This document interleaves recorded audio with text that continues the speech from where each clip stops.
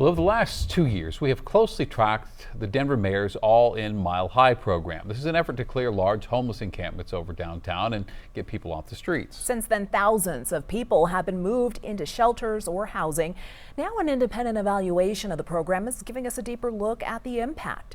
Denver 7's Danielle Kreuter spoke to Samantha Batko with the nonprofit tasked with reviewing the city's efforts. She also talked to Catherine Wright, who found stability through Denver's micro-communities, and to Cole Chandler from the mayor's office about results.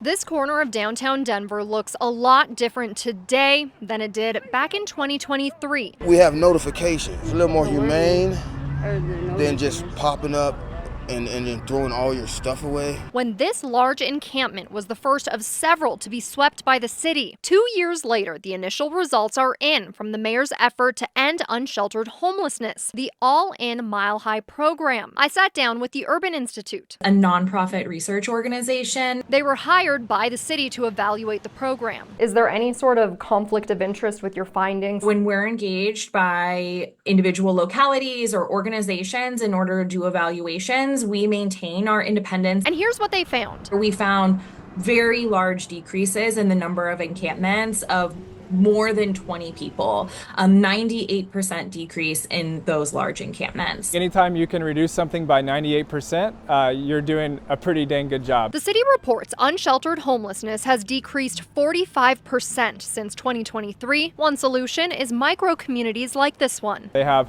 a door that they can lock. They have air conditioner in the summer, heaters in the winter. They have a place where they can receive their mail. Really an opportunity to start rebuilding their lives. It can mean the world to people like Catherine Wright. I've been homeless and trying to get help on the streets for a long time now. I had a safe place to go. It gives me a peace of mind. But according to the evaluators, there is more work to be done. This has been a large investment of resources from the community, and questions as to whether or not the shelter options that were selected or as they were constructed were the best use of those resources is a question that remains to be seen. In Denver, no one should have to call a tent their home, and we're going to keep working until everyone has a place to call home. I'm Danielle Kreuter, Denver 7. Danielle is committed to covering homelessness issues in Colorado and highlighting solutions statewide.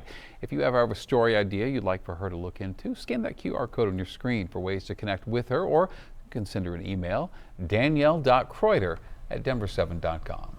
And as Danielle mentioned, homelessness looks very different in downtown Denver compared to just 2 years ago. The encampments that once lined multiple street corners have largely disappeared. And we wanted to dig deeper, so we went back to some of those locations to see what's changed.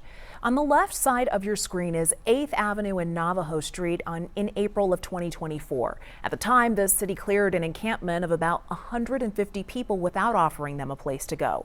On the right side is what it looked like when we drove by today. No tents, no trash, a noticeable transformation. And take a look at West Colfax and Umatilla. At one point, about 95 people were living there in a large encampment at the beginning of 2024. Today, no sign of it remains.